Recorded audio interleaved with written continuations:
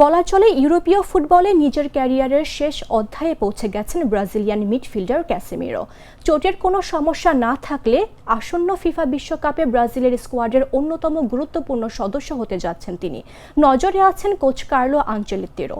এসবের মাঝে আবার আগামী জুনে ম্যানচেস্টার ইউনাইটেডের সঙ্গে তার চুক্তির মেয়াদ শেষ হচ্ছে এবং তিনি ইতোমধ্যে জানিয়ে দিয়েছেন সেটি আর নবায়ন করবেন না। 34 বছর বয়সেও দারুণ ছন্দেই রয়েছেন তিনি। প্রতিটি ম্যাচেই তাকে রেখে দেওয়ার দাবি তুলেছেন সমর্থকেরা। ক্লাব কর্তৃপক্ষ চুক্তি বাড়ানোর চেষ্টা করেছিল, কিন্তু সাবেক রিয়াল মাদ্রিদ তারকা নিজের সিদ্ধান্তে অটল। এই অধ্যায়ের ইতি টানতেই চান তিনি।